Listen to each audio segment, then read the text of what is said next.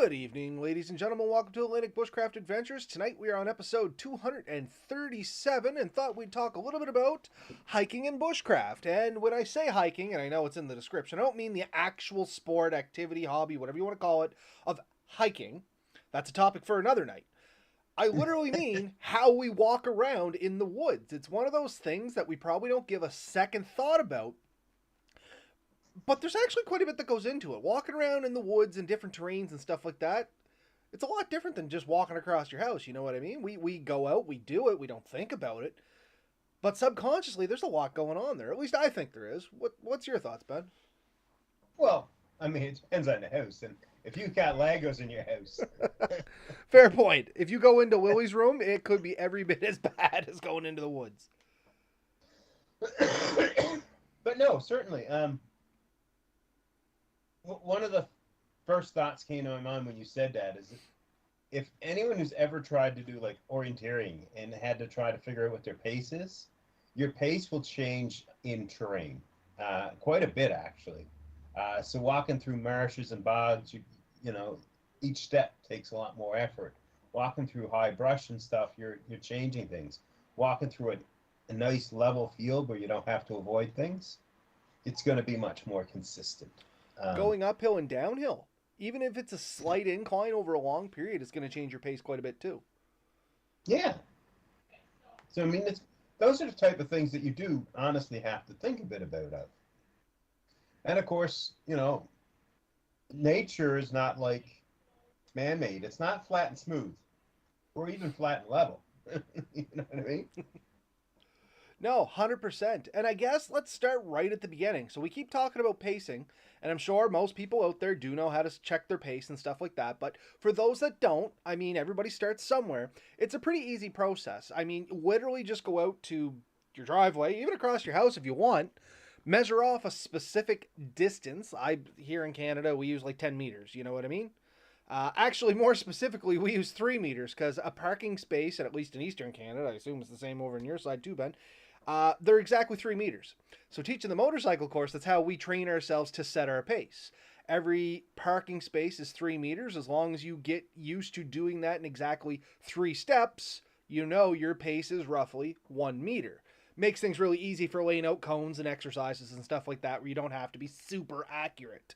You know what I mean? Like we're talking within inches, maybe feet over the course of 30, 40 meters. You know what I'm talking about? But Yeah. it's better than nothing. And that's kind of pacing in the woods. I mean, that's a very roundabout way to describe it, but that's exactly what pacing in the woods is. It gives you a rough estimation. And as Ben said right from the start, you can't just take your pace literally sitting in your house and say, oh, yeah, that's my pace for everything. You got to get out there and you got to take your pace in a couple different environments. And then you take the average off your pace kind of over the span of what you're going through. And I mean, you can get as specific as keeping a little logbook. And I know people that used to do that. You know, I was walking in thick brush for 1 hour. I've been walking in open fields for 20 minutes. I've been on groomed paths for however long. And they'll really figure their stuff out. Now, the people I'm talking about were generally like flaggers. And I don't mean like the flaggers that turn signs on the road. I mean like flaggers, they're flagging out property boundaries and stuff like that, or linemen or surveyors or something like that. They're looking to get a little more accurate than probably what you and I are, Ben. I would assume maybe you're like that. I don't know. Well, I haven't been, but in past life, past places, my pacing was very important to me. So there would have been a time I would have paid a lot more attention to it, and I probably would have, for me, broken it down to 3 levels.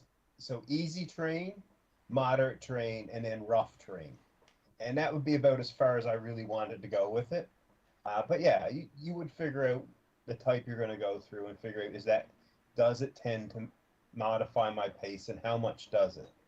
Um, and it gets very complicated, but you'll figure it out and you'll get used to it. Um, And that's a real good point there is you get used to it. Don't try to it sounds like we're telling you is to take a lot of notes and overload yourself with information. It's something to work on every time you go out. And then the more you do it, the more you get used to it as you go. I didn't learn how to set my pace overnight. Like I grew up working in the woods.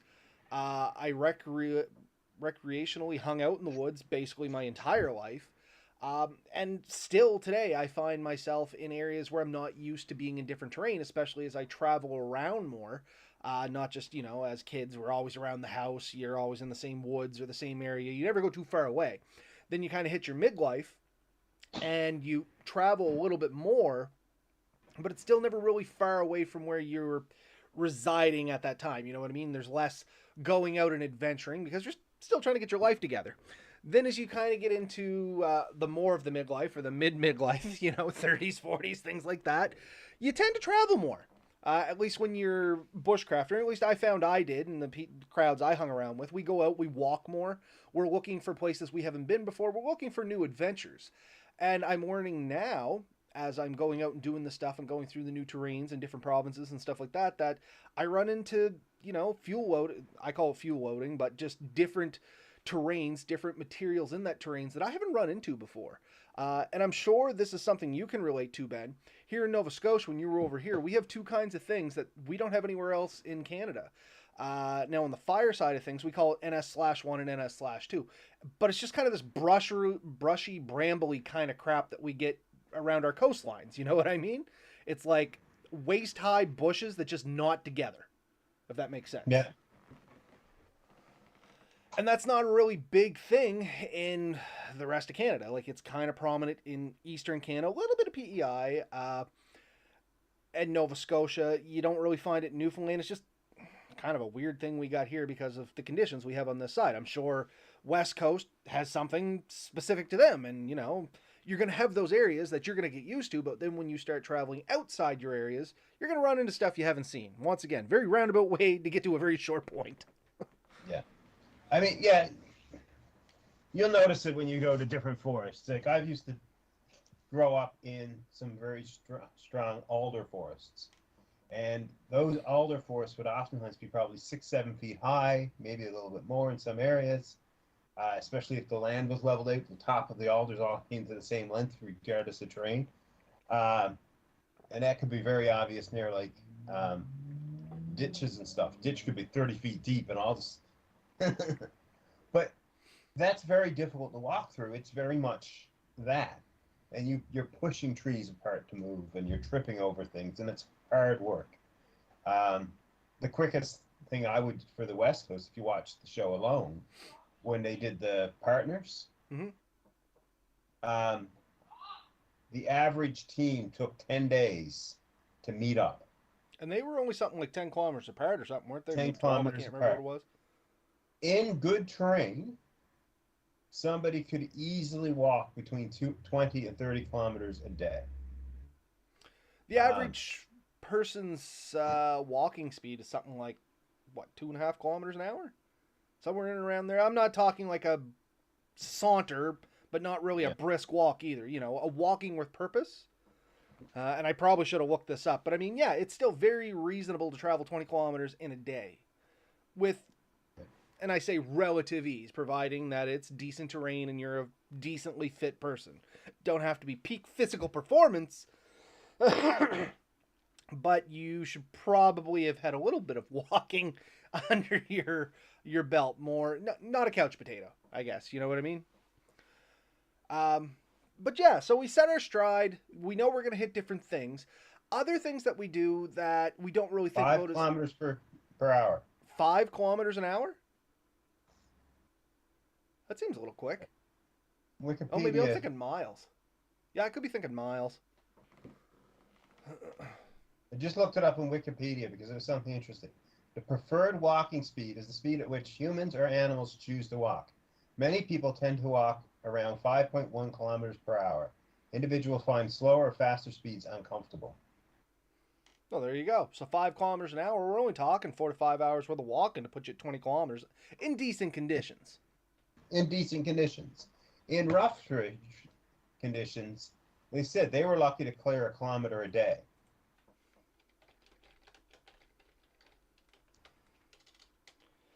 Nomad joining us there. He's just stopping in for a quick second. Got errands to run.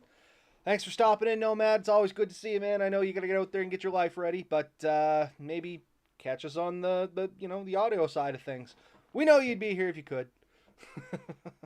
But yeah, I mean, so there's a few things. I looked it up what the military considered one pace, and that's I think the distance from 1 foot lifting to that same foot laying down is 30 inches. Okay. That's an average pace for the average person. That means shorter people end up having to extend their pace, and taller people have to shorten it a little bit. But if you watch a march, everyone is walking the exact same step count, so everyone has to make the same length. Um, so that would be in a march. So it's just giving you an idea. Uh, I know a lot of people that range anywhere between 28 and 32 Okay. for an adult, and kids obviously much smaller. Yeah, of course. I know, like I said, the big average that I've always dealt with is around a meter a pace. But that's not a comfortable pace like you were just talking about. That's probably walking a little larger, and this is one of the things I'm talking about. Sometimes, like me walking across my house or me walking in the woods, I have a different stride. You know what I mean? Yeah. I walk with a way more purpose when I'm in the woods than I do if I'm just crossing across the living room. Yeah. One, there's, across the living room, I can pretty much see it. I know I'm not under time constraints. But in the woods, I always walk with a purpose, and I always set goals, which is something else I wanted to talk about while we were chatting on, walking through the woods. It's real easy to overestimate how far you can go in the run of a day because every time we think, oh yeah, I can do 10 kilometers, that's no problem. We're picturing 10 kilometers of good terrain. Very unusually do people say, oh, 10 kilometers? If I'll be lucky to do a kilometer a day, you know what I mean? But just as you were saying in alone, that's kind of what they were averaging was about a kilometer a day, and a kilometer's not that far. You know what I No, mean? Like, it's really not that far. You're not like that's not beyond your sight limits. If you stand in a straight line, you can see the end of a kilometer. You know what I mean? It's not that far. no. And only to I do mean, that in one day, that's very real, especially in like the forest you were talking about in the alders and stuff like that, or the deep boreal forest. yeah. That's tight going. Yeah. So if you're doing a lot of climbing, you have to go through different difficult terrain. And in their case, they were given a compass bearing, so you don't get to choose the easy path. So a meandering path that's without restrictions, and a straight path that has all kinds of restrictions, you may be walking only a kilometer, um, From point A to but point B, but how much did you zigzag in between? Which is the other thing yeah, nobody ever counts into yeah. things. So it's definitely stuff to keep in mind. Like I said, I use an average of 20. If I'm planning a long distance trek, um, I'll look at a map, and if it's 20 kilometers or more, I consider it like an overnighter. Um, if I can do in and out 10 kilometers each way, then I'll say that's doable in a day. Can I do more? Absolutely, but I have to be leaving early, or I have to think about it. Um, and then one of the things you have to consider when you are hiking, of course, is how far are you going and what are you carrying? Because if you're going for an overnight, now you're carrying more weight than if you're doing a day hike. If you're planning on cooking while you're in there, you're carrying more weight than if you're just carrying with a snack and a drink. And this is the other misconception that I see a lot with people is once again, let's just use 10 kilometers, 10 miles, whatever you want, nice even numbers. Oh, I can walk that. That shouldn't be hard. I should be able to do that in, let's say, 5 hours. Okay, but what's that 5 hours based on? Is that flat, even terrain? Is that not carrying weight? Is that in your sneakers? And these are all things you don't think about when you're like, I can do that distance. Okay, well, now you got to put your hiking boots on. You're putting a little extra more gear on your body, probably a little thicker clothes, because, as bushcrafters, we tend to dress a little thicker, layerish. That way we can change our body temperatures and stuff like that. Then you throw, in my case, the old 50-pound pack on your back. And not just the weight, the bulk of it. Now you got to deal with that when you're walking around. That all of a sudden, oh, I should be able to do 10 kilometers in 5 hours turns into, I'll be lucky to do 5 kilometers in 10 hours. You know what I mean? Like you cut your time in half very, very easily. I know me, like I said, I take a little longer stride in the woods simply because I want to walk with a purpose. But that's not always your best option. And you said something I want to kind of loop back to when we're talking about topography here is if you are trying to hurry in the woods and catch up and make time, it's very easy to lose track of the ground in some of our situations. And I know you've experienced this, Ben. Just walking through the woods, you start climbing over deadfall. One deadfall leads to the next deadfall. All of a sudden, you're 10 feet in the air. You know what I mean? And this is something that's very real when you're out there hiking, especially if there's no trails and stuff like that. You got to be very cognitive of where that forest floor is. Yeah. Yeah, I mean, I've done a lot of steeper terrain treks, hiking, and it's neat because you'd end up doing a lot of switchbacks and stuff. But you're absolutely right. It's pretty easy to come up on something that you didn't expect, and see some major terrain trips. The other thing you have to be very aware in denser brush is that the ground isn't always there. So I have I have stopped before. I was in a search one time, and my glasses, because we had to wear safety glasses in case a stick poked you in your eye. And my glasses fogged up. I couldn't see, so I took them off to clean them. And right in front of me, there was a hole about 7 to 10 inches in diameter, and probably 8 feet plus deep. Interesting thing to find. Must just been like what, underwater washout, something like that, or Um, it was very rocky, so like it looked like something that had been plowed up, and I think everything had washed out. And there was a bunch of rocks, and it was just a hollow area underneath it. I don't know that it was like a perfectly straight hole, but I'm seeing that hole, and we dropped the stick down, and we didn't hit anything. It was for the length of our hiking stick, so easy 6 feet deep. Um, and if I had fallen down, my leg would have gotten probably past mid thigh before I'd have caught myself.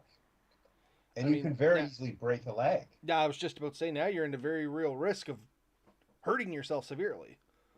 Yeah, yeah, you can. You know, it doesn't take much to cause a serious injury through a fall, and that's one of the things. If you're talking about hiking, is how do you protect yourself?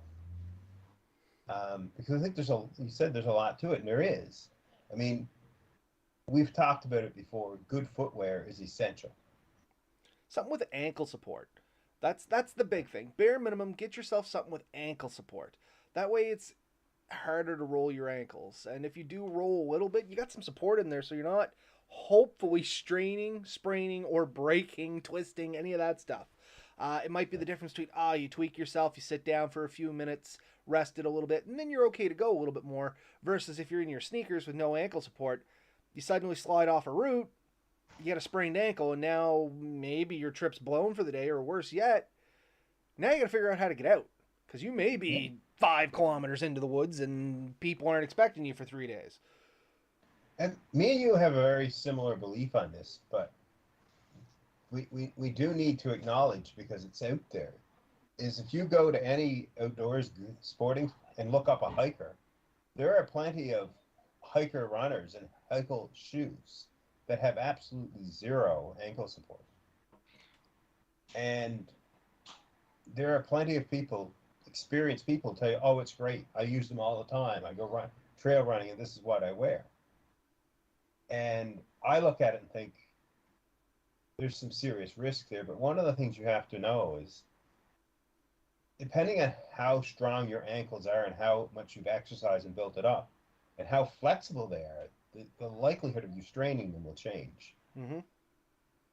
And for the average person, we aren't that strong. Like, Most of us are a little heavier on the top end than we care to mention as well, which puts a lot more strain on joints and bones. I know yeah, myself, I probably have a little extra, few pounds of extra fluff. Um, and I mean, I think realistically, what is it? Every 10 pounds that you put above your hips is something like 50 pounds for every so many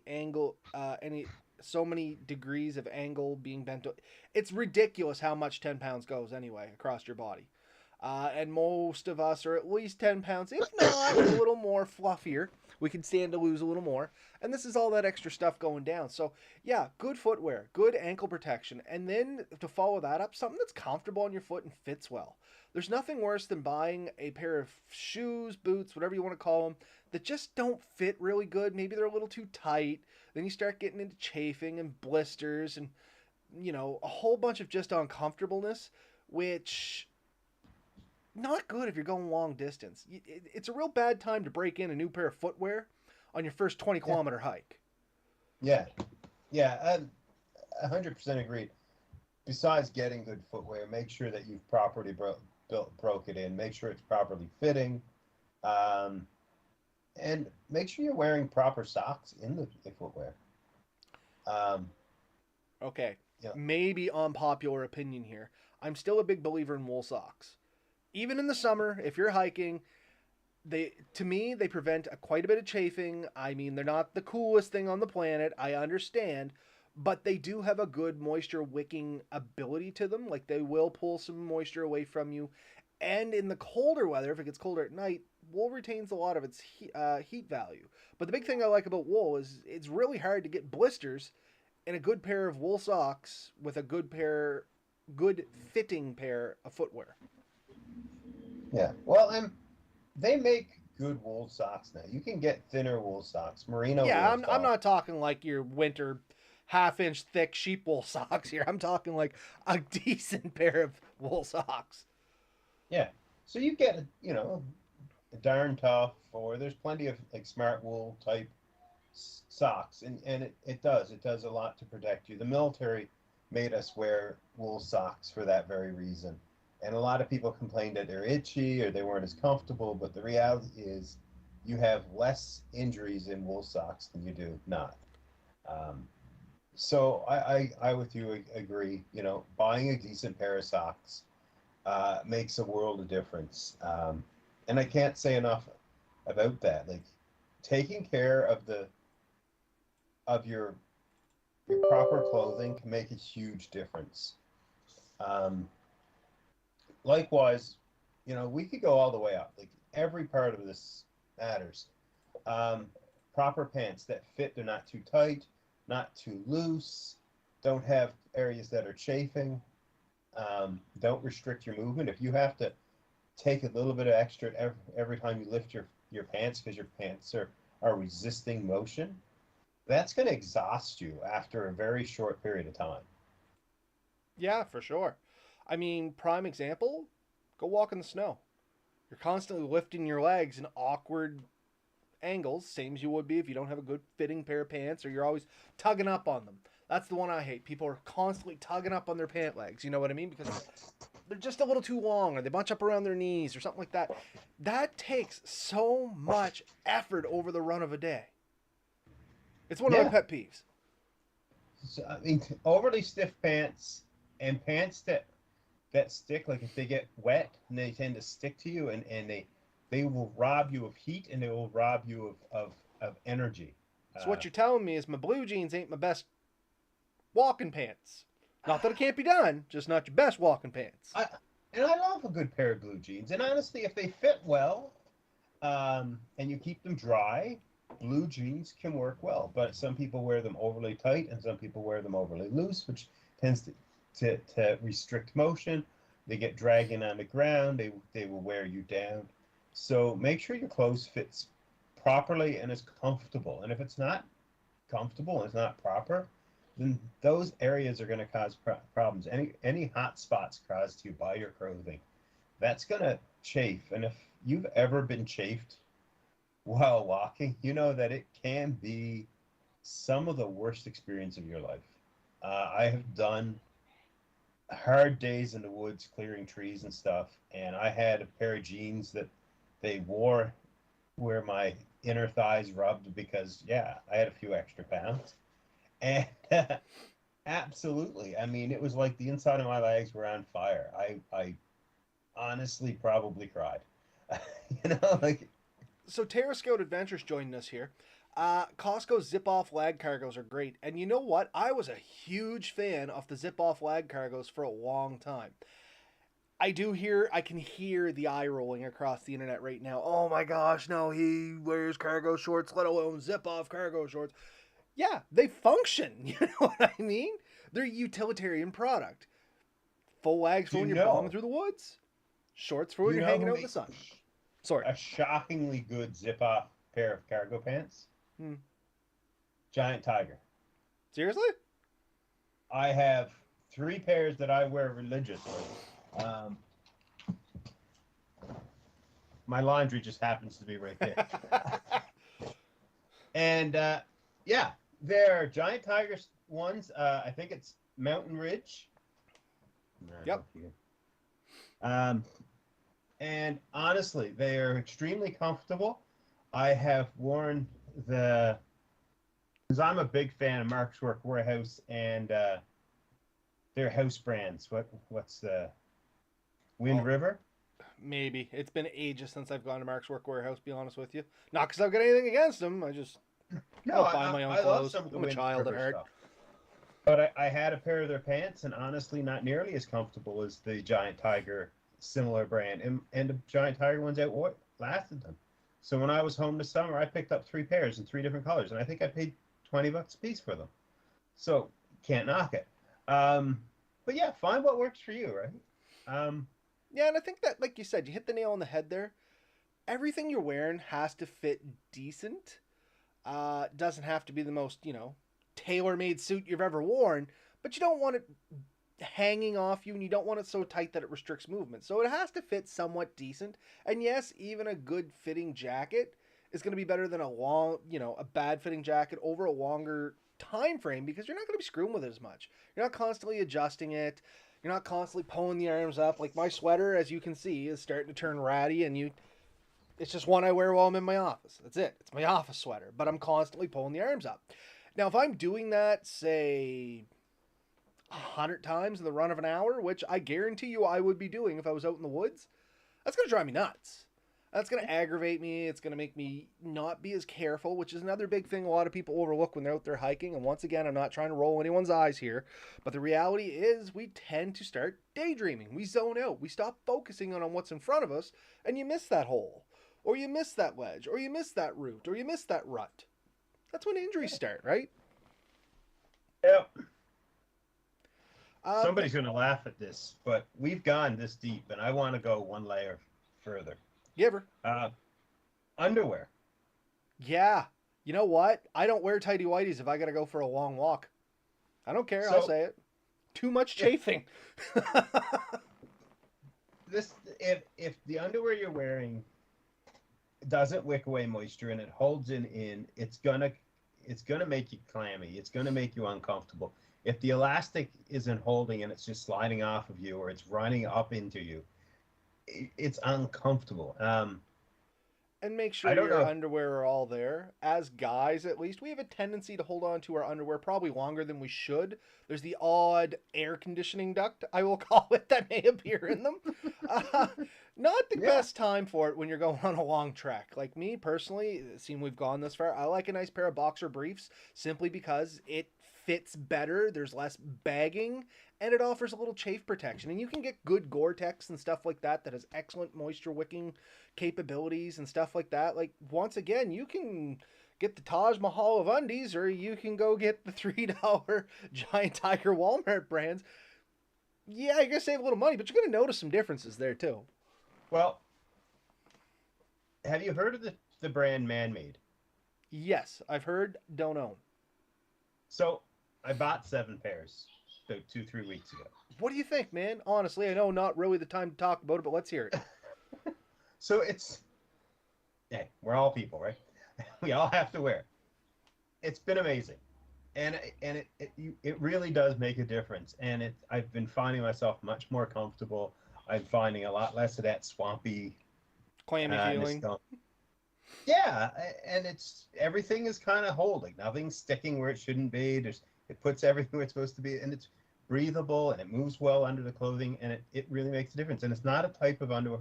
I usually wore just boxers, and I was starting to find some issues, and so we decided to try something different, and it's a world of difference. So I highly recommend people look at it and look at some, spending a few dollars on it. I mean, you can spend a lot of money on other things, but where are you going to get the bang for your buck?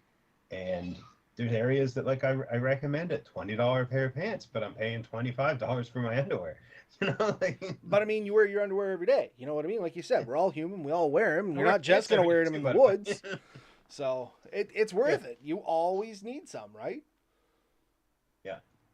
Um, so there's that, and then last and not least, obviously your upper wear. I mean, obviously wear something that's appropriate for the season. So a good short sleeve shirt, long sleeve shirt, or maybe some type of layers, so you can regulate your heat while you're walking. Because the reality is, um, a good hike, you're going to elevate your body temperature. You're going to build a lot of energy up, and some of that forms body heat, and you need to be able to dissipate that at a reasonable rate on a hike. Yeah, because if you start overheating, one, it's not good for you. You know, you're going to drink more water, you're going to slow down, you're going to take more breaks. It's going to set your pace back quite a bit. Now, as we said way back at the start, and what you just, covered again, is if you're dressing in layers, it's easy to shed some of that off. I can take this sweater off, keep the t shirt underneath, and now I'm regulating my body temperature and I'm not getting hot, having to slow down, cool off, drink more water because I'm sweating more, all that good stuff, and it keeps my pace up. Yeah. Um, yeah, we went way farther down that rabbit hole than I intended, but all good topics, all good things to talk about. And I mean, all important things in their own right.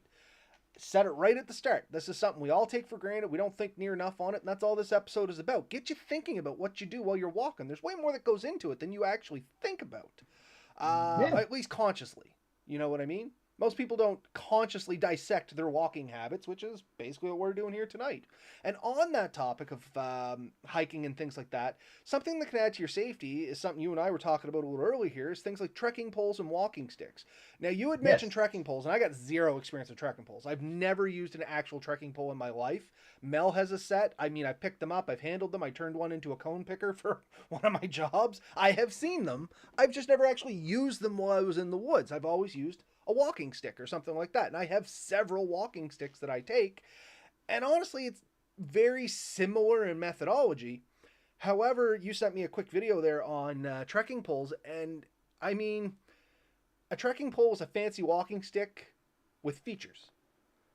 Yeah. You know what I mean? Well, it definitely is, but the purpose of it, I mean, think about a tracking pole is some of the features are uh, different tips for different terrains. So you can get ones that are baskets, or you can get ones that are points for harder terrain and icy conditions. Um, they usually have like a springiness to them so that they'll absorb some shocks.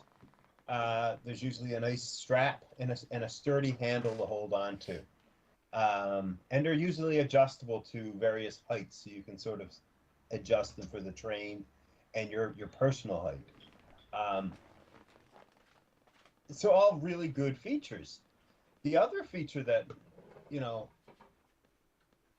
you kind of have to keep in mind is it adds a stability. So you're saying my walking stick doesn't have any of that? And I've had this walking stick, folks. No word of a lie. And just because we were talking about it, this is I'm trying to think. I got this back in 2005. Yeah, This is my second year working with natural resources where this stick came from. I found it in a beaver dam. We had to relocate some beavers. They were doing some flooding, and I found this very perfect stick at the time, which I'm never going to be able to get into shot here in any way, shape, or form. But anyway, it's just about chin height. And yeah. I literally pulled this out because we were laughing about government workers, how there's always one guy leaning on a pole. And here's where the walking stick came in. Hey, I have one at the cabin now, I think, but I've had it since Juan. So when trees blew down over Hurricane Juan, I made a bunch of sticks, and I put medallions on it, like little hiking medallions you can get that you nail into it. And I absolutely love that thing. And I wrapped part of it with the tape you use on golf clubs for Yep. better grip. Um, and yeah, I mean, last a lifetime, honestly, if taken care of. And it has a bit of springiness. Like it'll give, like, it's not super rigid. Like it'll flex a bit in the right conditions. Um, what are you looking at? Oh, I was just looking. I thought this one might have been the reason I retired it was because it was starting to crack. But it's just a crack, and I'm never going to be able to get this up there.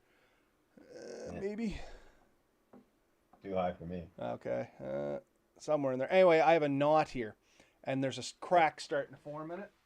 And I think that's why I retired this one. But by far, this is my favorite walking stick I've ever made. I have 3 or 4 more in the sunroom there, but this is by far my favorite. And one of my friends that does artwork, he keeps saying he's going to wood burn that thing for me. So I keep it around and it's going to be a showpiece. But it'll get there eventually. Anyway, But sorry, no, I derailed. yeah. But the thing is, you see people walking with trekking poles, and when I first seen it, I like generally it was often older people and people who were struggling, I think, to do the hiking, and they wanted that extra support. And on uneven terrain, it gives you a lot more stability, and especially if you're carrying a heavy pack and stuff, I can see where people want. And going up a hill, you can use that to kind of boost yourself, so your arms are pushing you as well as your legs.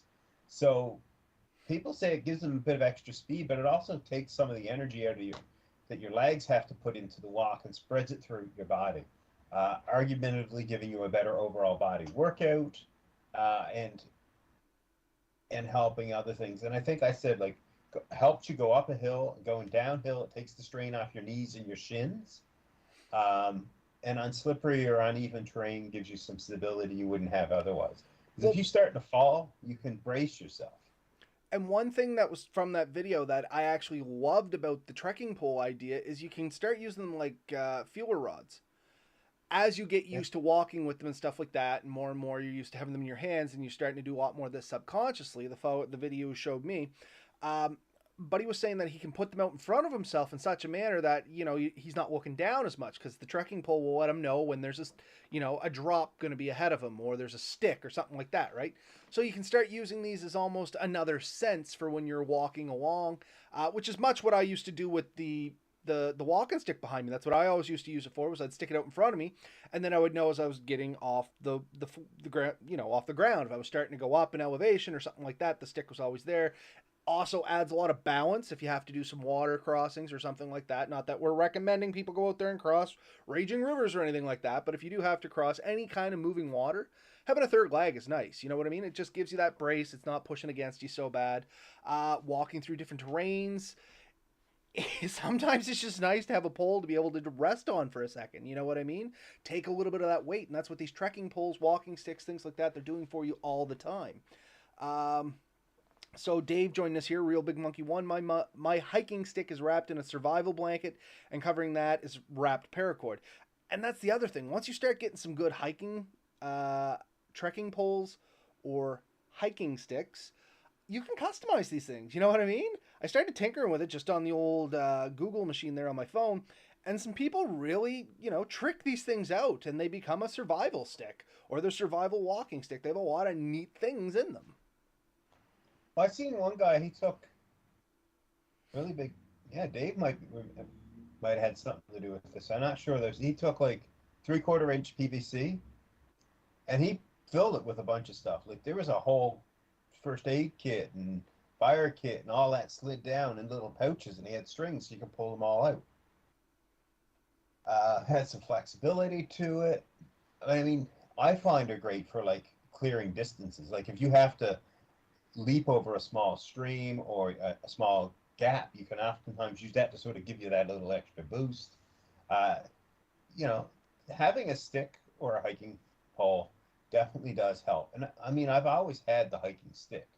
I just didn't have the 2 poles. I like to have a hand free to use for something else. But And there's that's the always been beauty. my thing. Is I always like one hand full or one hand full, one hand empty, one hand full, whichever pessimistic or optimistic view you want to see on this. But with the trekking poles, if they're worn right and you use the loops, you can free your hand to do something and then quickly grab it and continue going. And the more you get used to it, the better it is. Um, some of the things I've been told, though, is when you're walking uphill, you might want to shorten them a little bit, and you're going downhill, you may want to lengthen them. And I think going downhill, they recommend you change your pace so that the the pole is going with the leg, whereas when you're walking, otherwise they're alternating, right? You move one leg Yeah. forward, you move the opposite hiking pole ahead. And you can use it to slow yourself down and control your descent. But all these things are really good to learn and practice. And, for a lot of people, it's going to make the difference of doing 20 kilometers a day and 25 kilometers a day. You're going to be able to cover potentially more Which distance with. doesn't sound huge over the course of a day, but over the course of like a month, if you were doing, say, the Appalachian Trail or something like that, makes a massive difference. Well, if you do 5 extra kilometers a day over 20, that's a 25% increase in what you would have done. Or you know, depending how you do your math. I was going to say, every Yeah. 4 days you're saving a day. That's all there is to Yeah. it. So I mean, it's significant. The other thing too is if you're into this, a lot of tents and stuff nowadays come. You can use your trekking poles as the poles for your tent. And that's something that Jacob DeFord was talking about there. Trekking poles can be adjustable and make good tarp or tent poles. Yeah. So if that's what you're doing, and it's a dual purpose, then all of a sudden you don't find it as such a disadvantage. So it's not adding weight that's not using anyways, right? You needed a pole to begin with. Exactly. So we do have a question from the comment, and I've been leaving it there and haven't forgot you about Terra Scout, so let's address it now. So the question: preferred backpack styles for hiking. They have one with a mesh back and a bit of frame. It keeps the space between it and your back, keeps your back from getting sweaty or less sweaty. You know what? You're more of a backpack connoisseur than I am, so I'm going to let you lead into this question, and then I'll follow up with my regular antics.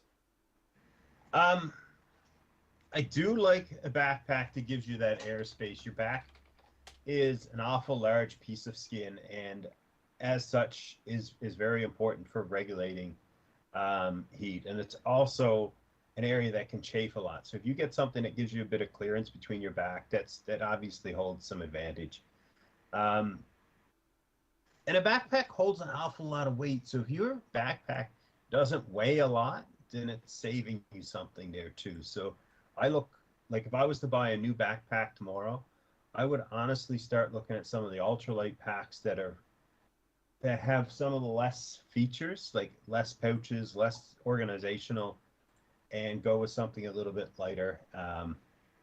But yeah, I mean, obviously you have to get one that fits properly, and above and beyond everything I've said already, get one that actually fits you, that has the hip straps. I feel that that's really important because that makes the weight go to your hips instead of your shoulders. It can save you a lot of trouble. And also look for something that has decent padding in anything that's touching your body so that there's less chafing and issues there. But again, lighten your load, you don't need quite as much padding. Does that help, I hope? That's going to be a way more in-depth answer than I would have given. My answer for that would have been, depending where I'm going is going to dictate the backpack I take. I'm not so much worried about the sweaty back thing, simply because regardless of what I do, it's going to happen. I am a very... Oh, God, I don't want to say it that way. I sweat. You know what I mean? I run hot, I sweat, my back, it pools sweat. I have proportionately to my height, I have a longer back than somebody my height should have. Because, let me put it this way, I'm almost 6 feet, and I only have like a 27.5-inch inseam. I am all upper body. I have no legs. So yeah, a lot of backpacks that fit really well to people with proper proportions don't fit so well for me. So a lot of these frame backpacks and stuff like that, they're designed to sit on your hips and sit on a specific height on your shoulders. And if they sit right on my hips, they're usually like 4 to 6 inches under where they should be on my shoulders. And if I pull them up to where my shoulders are, then they're like 4 to 6 inches higher than they should be on my bottom. So I don't have great luck with rigid back backpacks. That's why I wanted you to lead into this, Ben, because everything I'm going to say is going to be through like, green colored glasses here. So yeah, I don't have a preference with the backpacks I use so much that way because I haven't found one that works good for me yet. And if I ever do, you can guarantee there's going to be a video on it. So I like my Molly pack, in all honesty. It's just an old military BDU. Well, it's not even a real military BDU. It's just some sort of, I don't know.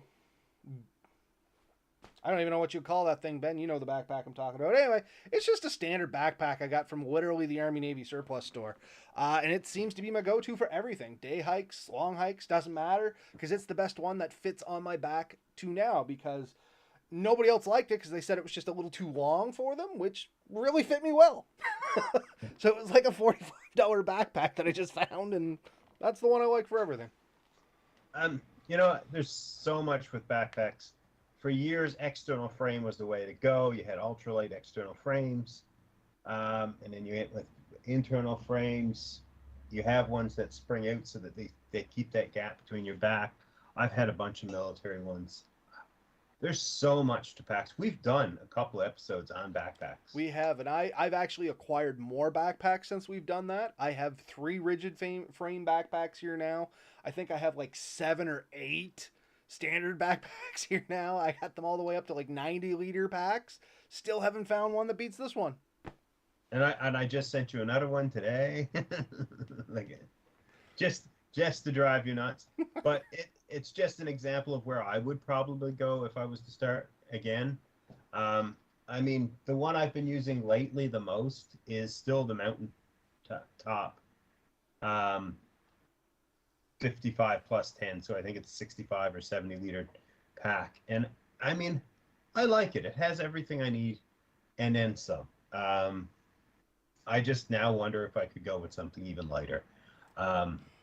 I should show you my biggest pack here, man. Like it's ludicrous. I'll go take a picture of it. It's out in the sunroom, and I'll send you after the podcast. I've also looked at the portaging ones, which are like waterproof bag that you can shove everything you own in there and just cinch it down and throw it on your back. And if you're going for short distances, it's absolutely good. But honestly, for a long distance hike, it would not be my first choice. There's too many options out there to recommend just one. And anything I recommended to one person might not be the best thing for them, but it might be good for someone else. I guess short answer, whatever backpack fits you really comfortable. Comfort over distance is going to mean something. I will recommend this one for children, and especially smaller adults and more women. The Deuter Fox 40 and Fox 30. Awesome little pack. My girls all have one or the other of those, and I really think it'll last them right into their teens, at which point we'll graduate them to an more adult pack. But honestly, I've also seen some, smaller women, and I've recommended that as a pack for them to check out, and said, listen, it'll carry almost everything you need, and it's going to be comfortable. It's very adjustable. So look for stuff that is adjustable or designed for your size. So either if it's pre-designed for your size, you can save weight by not having to have the adjustability. But if that's not possible, find one that's adjustable to you. And I guess the follow-up to that, though I'm not going to dive down this rabbit hole too far because we are hitting 50 minutes, is once you get a good backpack, make sure you're packing it correctly. That's going to go a long way when you're out there hiking around in the woods, making sure you get your items where you want them in your backpack. And we've done back in the packs episode, I think you talked about this at a little bit of length, Ben, is how to pack the stuff into the pack where it's going to distribute the weight the best. So like I said, not going to be a dead horse. Recommend people go back there and listen to that. But just don't throw your stuff in there all willy-nilly. There is kind of a method to the madness. Take a little time and figure it out. Yeah, and there's a couple of things you really want to keep in mind. One is you want stuff that you're going to use regularly accessible, but you also want your harder, heavier items basically relatively low, because if they're up top to the pack and they're rocking around, every time you move, that momentum, that arm is going to be more wearing on you. So you want to keep your center of gravity always low and close to the ground. Hence your short legs, right? Yep. And the only thing I would throw into that, once again, without getting into it too deep, is don't have too much stuff dangling off your backpack. 1 or 2 things, that's okay. A lot of stuff dangling off your backpack, it just makes all this crazy momentum as you're walking, and then you're constantly trying to balance that extra weight floating around from you. If you wonder what I mean, just take a couple 5-pound weights, stick one arm out like a foot and one arm out a full length, and then try and walk on a board. Your weight, you're always shifting your weight around to try and keep yourself somewhat balanced. Even subconsciously that you're doing this, it's adding so much more stress and fatigue onto you for no reason that you can just sit down, pack the bag up a little tighter, a little more close-knit, and then you don't have all that flopping around. Well, and that's why every good backpack you will see has the cinch lines that you can keep the pack nice and tight, because exactly what you mean. If that weight is flopping around inside, you're going to exhaust a lot more energy. And I would take a heavier pack that is well secured than a loose pack that's bouncing around No, and a 100%. lot lighter. Great follow up question by Terra Scout here. Keeping hydrated while hiking, obviously important. How are you carrying water? I think our answer is going to be similar on this, so I'm going to jump in here, Ben. If it's not similar, Ben, you just say, Yeah. nope, Robert's crazy, and you go on with your own thing. But I'm going to say the actual water I carry on me, a lot of you are probably going to be surprised to find out it's fairly limited. I only keep a limited supply of water actually on me, but I keep a lot of, like, my Sawyer Mini. I keep water purification methods on me, and I frequently am topping up my water instead of carrying all that extra bulk. And I know, once again, some people are going to disagree with me on this one. I cut a lot of my weight out of excess water. I've traveled with guys that carry around like 4 liters of water, and it's just a giant jug of water you're carrying around, adding weight and bulk for something that you can do in like a 500 or 750 milliliter water bottle. And just every time you cross a water stream, hydrate and refill. Yeah, I have a couple of methods, but one of them is the Life Straw water bottle. So it has the straw kind of built into it, and it's been a go-to for us lately. I mean, right now it's in the door of my car, and the beauty of this, you're canoeing, you're hiking, whatever, you pass, a relatively clean water supply, you fill it up.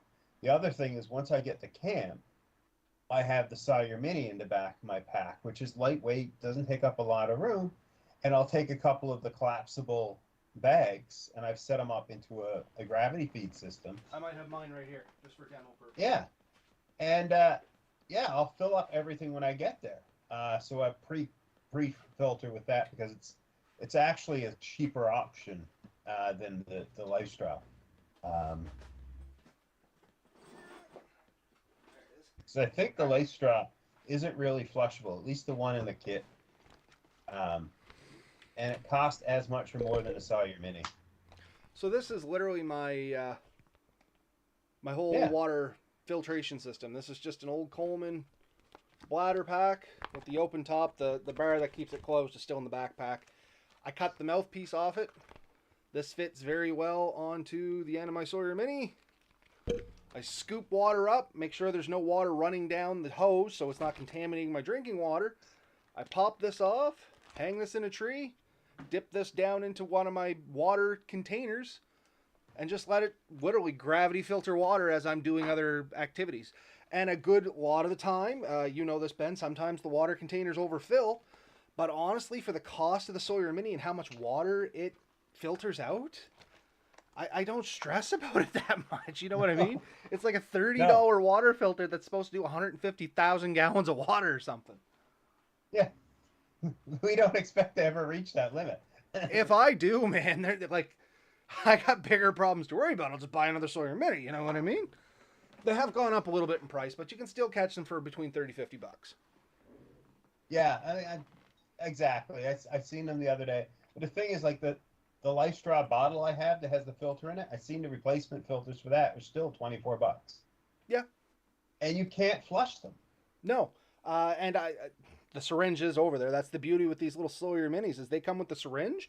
You just suck up some of the good fresh water and back flush this thing, and it clears all the junk out because this works on a porous option. The big thing with these is they can't drop below zero. If they freeze, they basically get destroyed. You have to make sure they're 100% dry before you introduce them to like -0 temperatures.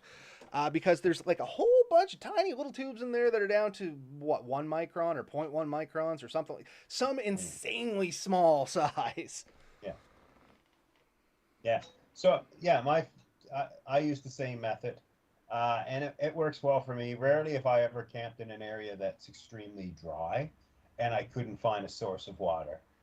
If I was starting to travel in an area where water was much more scarce, I'd probably have to rethink my system. But honestly, right now I'm in a rainforest. It hasn't been an issue. And Nova Scotia, Newfoundland, uh, you you would have to struggle to not find water. Like I was you going to would say, we have to. figured this out one day. We were working at Natural Resources, and I'm sure somebody out there has better information on this, but just a couple of hillbillies sitting around a map looking over Nova Scotia, we figured out it's almost impossible to go more than 20 kilometers in any direction without hitting some source of water. Be it a small pond, a small river, small stream, something. Yeah, well, I would have gone with a significantly smaller number. What's that? Sorry, I was reading what Danny was saying there, or not Danny, I said Dave. I would have gone with a significantly smaller number. I can't imagine you could walk more than a couple kilometers. I was gonna say 20 kilometers was the maximum we found when we were like taking a ruler and seeing it. Like if you absolutely had the worst luck in the world going in this straight line, I think we found 20 kilometers. Yeah. So, yeah. Plus, everywhere I tend to go, we went to Dover Hills one time. I went with Jeremy. And up in the top, it's all solid rock. There is absolutely no water. But when we walked down into the valleys, it was boggy.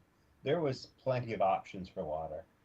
It wasn't the best looking water, but if you're willing to boil it and filter it, it was plenty good. And that's the thing with these Sawyer minis and all these things. Remember, you still got to pre-filter that water if there's large sediment, and you still may want to boil it off afterwards, depending on where you're at and what you think may be upstream. You know what I mean?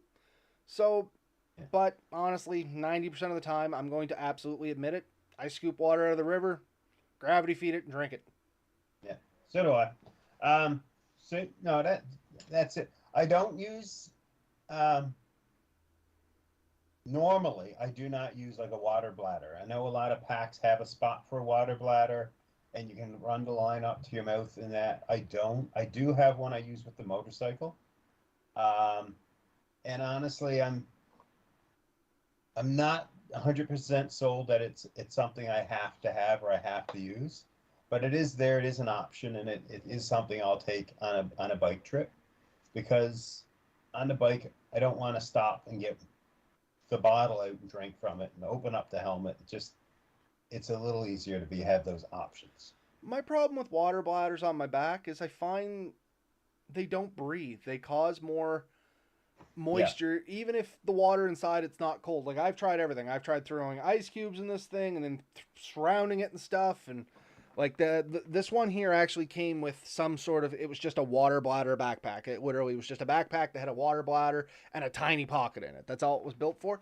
And it's just the more I wore it, the more it was. I got wet.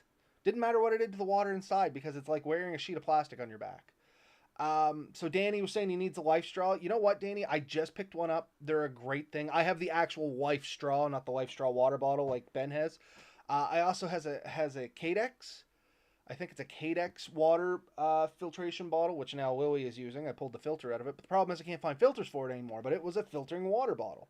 The thing with these filtering water bottles and the life straw, unlike the mini, they don't work on that porous method. They actually work on a filtering method. Now the plus to that, you can like a lot of them have like a carbon treating element to them, so you're gonna get rid of a lot of those like tannin tastes or bitter tastes and things like that. As where with the Sawyer Mini, a lot of that stuff's still coming through. You're still gonna taste the tannin. You're still gonna get a little of that water discoloration from the tannin and things like that. It's gonna be a little bit bitter. I find with the Life Straw and similar filtering systems, it tends to get rid of a lot more of that. But they're not cleanable like this. This is back flushable technically. If you back flush it and take care of it, it's basically good. I use the old quote fingers and say indefinitely because they do put a cap of 150,000 gallons on it. But I mean, as long as you're taking care of it, 150,000 gallons, that's more than I can drink in a lifetime. You know what I mean? So, yeah, and Dave, Real Big Monkey One, says he flushes or back flushes his Sawyer Mini with a Coke bottle. Either just squeeze it or step on it with my body weight compressing it, and that's all this does. You see there's a flow hole on it, so water goes in, dirty water in this side, clean water out that side. All you do is you put the syringe or the water bottle on this side, blow it back through, and there you go. yeah, and any of those methods will work. The pop bottle works very well. You can use the flexible bladders that come with it. You can screw those on the same way and just roll them out. It's just finding a way to put pressure on it. So if you want to save yourself a few grams and some space, a cheap water bottle that you can get anywhere, weighs less than the syringe, and works perfectly fine. I was going to say, so this is what I've actually ended up doing, and I don't know how we jumped off hiking and onto water bottles, but screw it, we're at the end of the topic, and this is what we usually do. Smart Water has one of these tops. Yeah. One of those little squirty tops. You're supposed Yeah. to, Smart Water perfectly fits over those ends. Oh, yeah? So I started buying smart water every now and then. Like my Lily drinks a lot of water while we're out, so we end up buying a lot of water on the road. Unfortunately, Mel and I, we usually use reusable water bottles, but Lily can be impatient, so we get water from time to time. And I just started buying Smart Water. She likes the tops to drink out of, and now I collect them to use with my Sawyer Mini. Yeah. So, I mean, these are all great things. So, yeah. We've covered a lot today. Yeah. Anyway, we're over our hour here, folks. The last 10 minutes has been on water filtration. What to look for in good boots, hiking poles, proper underwear, everything. We have covered it. Water, backpacks. Yeah. Yeah, honestly, folks, once again, long story short, summing up this whole entire hour.